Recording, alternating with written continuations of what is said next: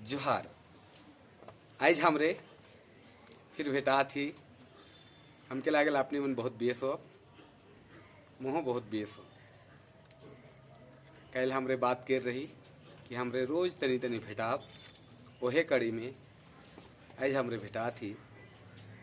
आज हमरे बात करब नागपुरी भाषा कर सामान्य परिचय उपरे कि नागपुरी भाषा का हके, नागपुरी भाषा कहाँ सालक, नागपुरी भाषा के केमन बोले न, नागपुरी भाषा और कौन कौन नाव से जानल जाएला, नागपुरी भाषा कहाँ कहाँ बोलल जाएला, नागपुरी भाषा बोलवैया मन कतई होवे, नागपुरी भाषा कौन कौन राज्य में बोलल जाएला, ये मन पे हमरे विस्तार से बात करब आज।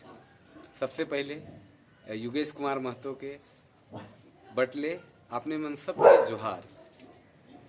नागपुरी भाषा कहल जाएला नागवंशी राज्य कर राजभाषा रहे। चूँकि छोटा नागपुर के नागदेश, नागदिसुम, सोना नागपुर, छोटा नागपुर इसन नाम से जानल जात रहे।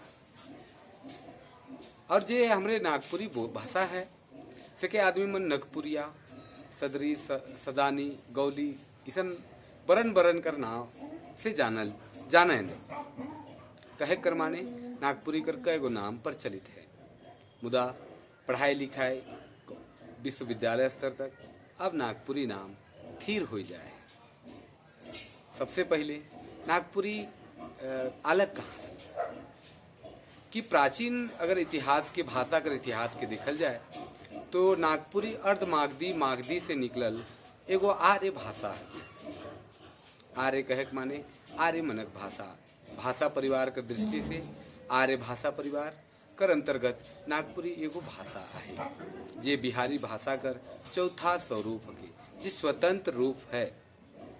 डॉक्टर गिरहसन नागपुरी भाषा के भोजपुरी कर उपभाषा कह के इकर महात्म के मटिया मेट कर दे रहे। मुदा बात कर विद्वान मन डॉक्टर बीपी केसरी, डॉक्टर राम खिलावन पांडे, श्रवण कुमार गोस्वामी जैसन विद्वान मन नागपुरी नाम के स्थापित कर लें, तब से नागपुरी भाषा नागपुरी नाव से चले गई है।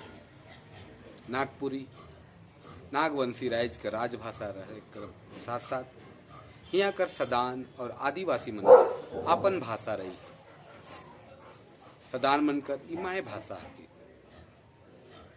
आदिवासी मन इके दूसर भाषा के रूप में प्रयोग करे न।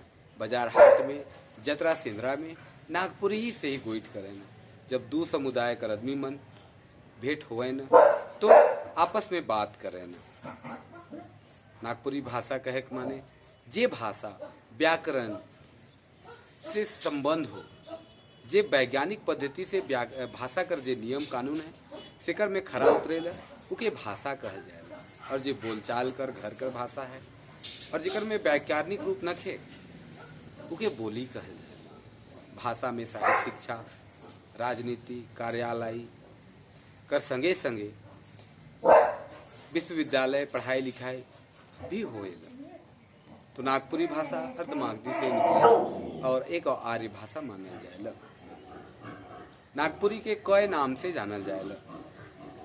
नागपुरी के नगपुरिया कहे के मतलब पहले झारखंड कर छोटा नागपुर क्षेत्र के नाग देश कहल जात रहे, नाग दिसुम कहत रहे, छोटा नागपुर हीरा नागपुर कहत रहे। तो नागपुर कर रहे वाला के नगपुरिया, खास करके जते यहाँ रहे वाला आदमी मन के सब कोई के नगपुरिया आदमी कहत रहे। से ले एगो नाम होला इमन कर बोले वाला भाषा के नगपुरिया कहला।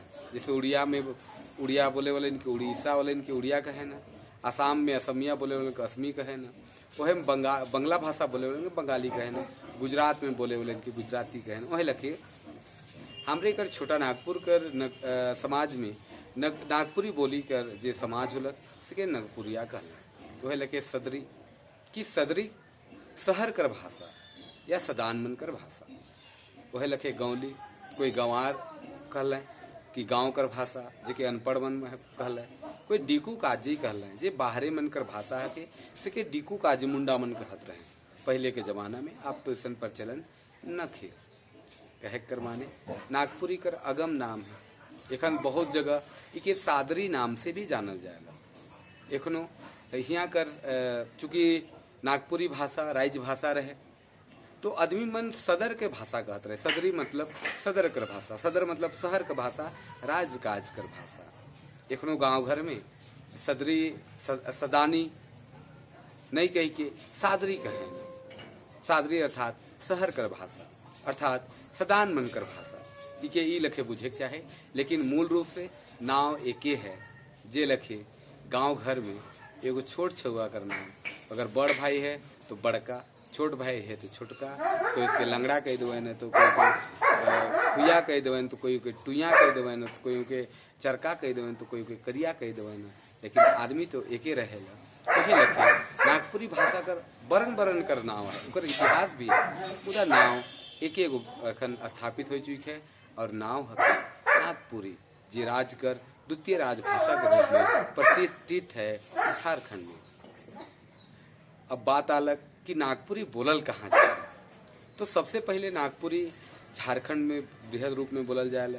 इकर में खास करके रांची, गुमला, सिमडेगा, लोहरदगा, लातेहार कर संगे संगे रामगढ़ो बटे बोलल जाएला और चाईबासा बटे भी हल्का फुल्का बोलल जाएला। और जते सीमावर्ती क्षेत्र है छत्तीसगढ़ कर रायपुर बटे, उकर संगे संगे उड़ीसा कर राउरकेला, मयूरभंज, उकर संगे बंगाल में भी बोलल जाएला। बंगाल कर संगे संगे असम में भी बोलल जाएला। बंगाल कर चाय बागान और असम कर चाय बागान में नागपुरी बोले को इनका संख्या ढेर है। यहाँ तक कि बांग्लादेशों में बहुत बोले न नागपुरी भाषा की। इकर संगे संगे अंडमान निकोबार द्वीप समूह में भी नागपुरिया समाज कर आदमी मन हैं, से मन अपन गोइठ बात नागपुरी से करे न, अर्थात नागपुरी से करे न। कहे के माने कि हियाँ से जे पलायन कर ले, विस्थापन हो ले और दूसर जगह चल गए, ईटा भट्ठा कमाए के ले गए, चाहे और भी बहुत सार काम करे के ले गए, से मन अपन संगे अपन भाषा के हों लेते गए। और सबसे बड़ बात कि हुआ रहते हुए भी आज 100 साल से भी ऊपर मन कर गेल हो गलक, मुदा आज तक मन अपन भाषा के नहीं भुलाए। कोई मुंडा भी गए, कोई सदान भी गए, कोई उराव भी गए और बरन बरन कर जाति मन हियाँ से गए और उमन आपस में बात यह नागपुरी से करे ना। कहे माने ई मन कर जे आपसी संपर्क करे साधन है के वो है नागपुरी भाषा। बहुत मुंडा मन उराव मन तो अपन माय भाषा, संथाल मन अपन माय भाषा, संथाली मुंडारी कुड़ू की मन के भुलाए गए और एखन उकर नागपुरी प्रयोग करे ना। भले उकर नाम बहुत जगह सादरी नाम से जानल जाएगा, मुदा नागपुरी और सादरी एक ही चीज है। आगे हमरे बात करब कि कतई जनसंख्या लगभग बोलत होगा, तो मूल रूप से असम, बंगाल, छत्तीसगढ़, उड़ीसा, झारखंड, अंडमान निकोबार द्वीप समूह और बटक कर भी तनी मनी मिलाया दिल जाए तो मोटा मोटी 5 से 6 करोड़ से कम जनसंख्या नागपुरी भाषा की नहीं बोलत होगा। मुदा नाम थोड़ा अलगे हो जाएगा। बहुत जगह के सुरगुजिया सदरी कोरवा भी कहल जाएला, तो कहे के मतलब सुरगुजिया सदरी कहल जाएला। बहुत जगह नागपुरी और सुरगुजा कर जो भाग है से एके जैसन बुझाएला। तो कहे कर माने कि नागपुरी भाषा बहुत बृहद रूप से बोलल जाएला, भले नाम अलग है, अलग जगह में बोलल जाएला। और एखन नागपुरी भाषा झारखंड सरकार के द्वितीय राजभाषा में शामिल हो चुकी है और साहित्य शिक्षा कर साथ साथ विश्वविद्यालय कर साथ साथ प्रतियोगिता परीक्षा मन में भी नागपुरी भाषा चले लाई है। आज के लिए खाली हम इतने कहब, आपने मन बेस से रहो। और अगर हमारे चैनल में बेस लागत हुई, अगर राउरिन के शिक्षा पर लागत हुई तो चैनल के सब्सक्राइब कर दो, शेयर कर दो और यही लखे रोज हम तनी तनी कोनो नया जानकारी लेके आवे कर प्रयास कर दो। तब तक के लिए अपन ख्याल रखो। जोहार।